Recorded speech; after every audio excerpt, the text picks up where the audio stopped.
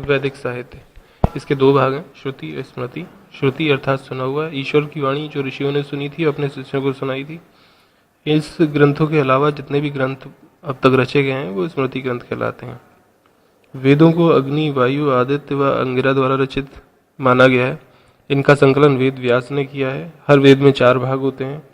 संहिता मंत्र भाग है। ब्राह्मण संहिताओं का अर्थ, उपनिषद उनकी ऋषियों द्वारा व्याख्या और आरण्यक उनके सहायक ग्रंथ कहलाते हैं। कठिन वेदों का सार स्मृति ग्रंथों जैसे धर्मसूत्रों, मीमांसा, महाकाव्यों, महापुराणों और उपवेदों में लिखित है। वेद की महत्ता के कारण बाद में लिखे कुछ ग्रंथों में वेद जोड़कर लिखने की परंपरा डाली गई, जिससे उनका महत्व बढ़ जाए। जैसे आयुर्वेद, महाभारत को पंचम वेद भी कहा गया है। स्मृतियों का क्षेत्र महत्व इसलिए व्यापक हुआ क्योंकि इसे हिंदू परंपराओं से जोड़ दिया गया। श्रुति साहित्य, इसमें सर्वप्रथम बात करते हैं ऋग्वेद की। ऋग्वेद की रचना ऋग्वैदिक काल पंजाब में हुई। इसमें 10 मंडल, 1028 श्लोक, इसमें 10,580 मंत्र हैं। पहला व 10वां मंडल बाद में जोड़ा गया है। गायत्री मंत्र 4थे मंडल से लिया गया है, जो सवित्र देवता को संबोधित है। 8वें मंडल की हस्तलिखित ऋचाओं को खिल कहा जाता है। इसका पाठक होत्र कहलाता है। इसमें जंगल की देवी को अरण्यानी कहा गया है। यह वेद इतिहास विषयक जानकारी के साथ ईश प्रार्थनाओं के लिए लिखा गया था। 9वां मंडल सोम को समर्पित है। 10वें मंडल में मृत्यु सूत्र और पुरुष सूक्त है। पुरुष सूक्त चारों वर्णों को बताता है। 2 से 8 मंडल की रचना क्रमशः गत्समद, विश्वामित्र, वामदेव, अत्रि, भारद्वाज, वशिष्ठ, कर्ण तथा अंगिराम ने की थी। ऋग्वेद की संहिता, जो कि साकल संहिता भी कहलाती है, विश्व का प्रथम ग्रंथ मानी जाती है। प्रथम और दशम मंडल में सबसे ज्यादा 191 सूक्त हैं। प्रथम की रचना अगस्त व गौतम पाराशर ने ऋषि द्वारा की गई थी। सबसे अधिक सूक्त इंद्र के लिए हैं। इसके बाद अग्नि के लिए संपूर्ण ग्रंथ पद्य रूप में है। अगला वेद यजुर्वेद। यज का अर्थ होता है समर्पण। यज्ञ कर्मकांड को समर्पित है। इसका पाठ करने वाला अथर्वयु कहलाता है। यह 2 भागों कृष्ण और शुक्ल में है। कृष्ण गद्य रूप में जबकि शुक्ल पद्य रूप में है। यही अकेला वेद है जो गद्य और पद्य दोनों में है। इसमें कृषि व सिंचाई के साथ साथ चावल की किस्मों को बताया गया है। रत्नेन और यज्ञों के प्रकार बताए गए हैं। यज्ञ में कहे जाने वाले गद्यात्मक मंत्रों को यजुष कहा जाता है।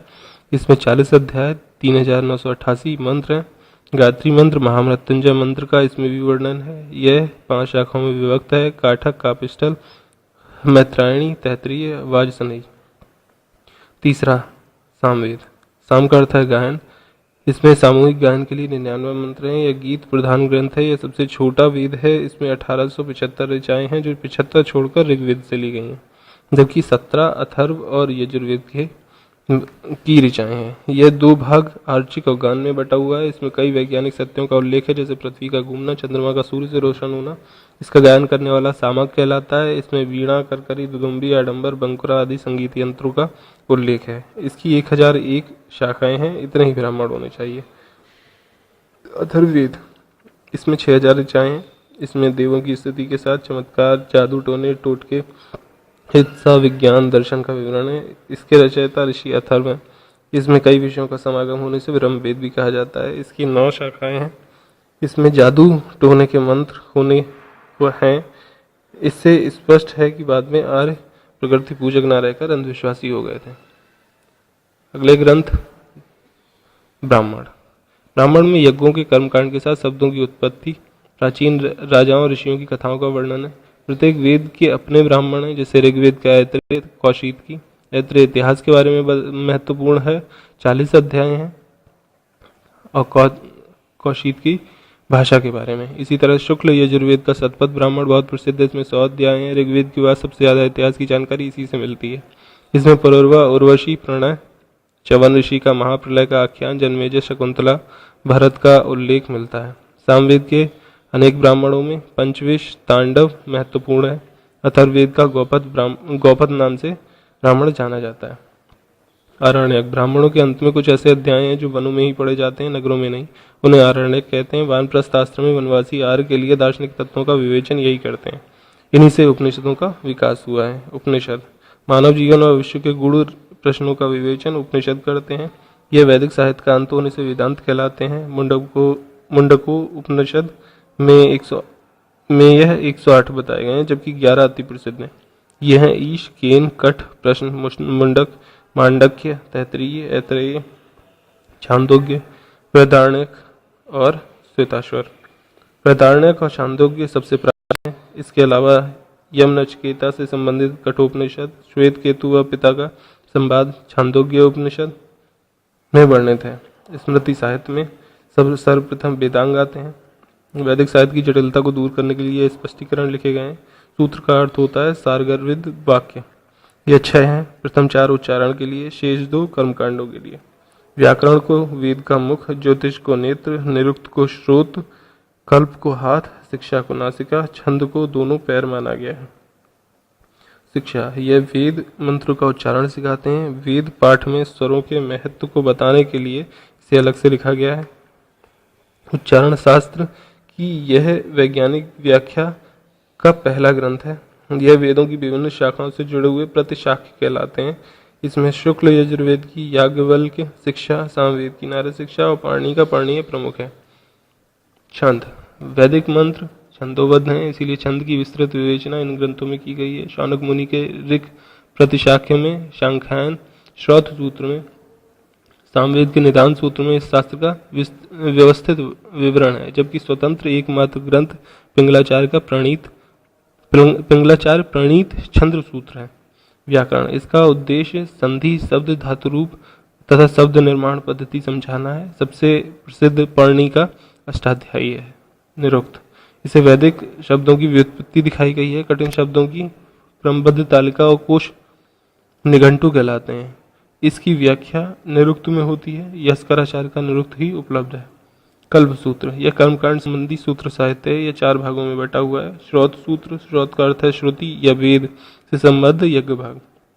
अतः इसमें 3 प्रकार की अग्नि के आधान, अग्निहोत्र, दर्श, पूर्णमास, चतुर्मास साधारण यज्ञों तथा सोम यज्ञों का वर्णन है। यह प्राचीन यज्ञ पद्धति को बताता है। ऋग्वेद के सांख्यायन, आश्लायन, शुक्ल यजुर्वेद के कात्यायन, कृष्ण के 6 सूत्र, आपस्तंभ, हिरण्यकेशी, बौधायन, भारद्वाज, मानव, व्याख्यानस हैं। सामवेद के लाट्यायन, द्राह्यायन और आश्रय हैं। अथर्ववेद का वेदांत सूत्र है। ग्रह सूत्र जन्म से मृत्यु तक संस्कारों का विवरण है। इसमें घरेलू आचार विचार और रीति रिवाज बताए गए हैं। ऋग्वेद के सांख्यायन व आश्लायन, शुक्ल यजुर्वेद का पारस्कर, कृष्ण यजुर्वेद के आपस्तंभ, हिरण्यकेशी, बौधायन, मानव, काठक, व्याख्यानस। सामवेद का गोभिल व खादिर, अथर्व का कौशिक। गोभिल को सबसे प्राचीन माना जाता है, जो कि सामवेद का है।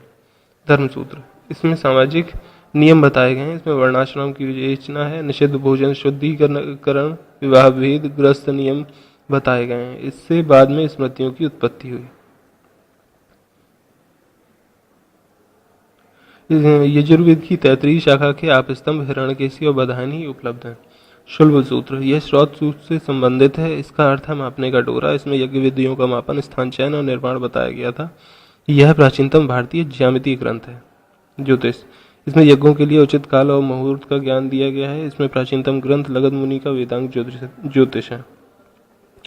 स्मृति के अन्य ग्रंथ है स्मृतियां, पुराण, महाकाव्य, दर्शन और उपवेद में बटे हुए हैं।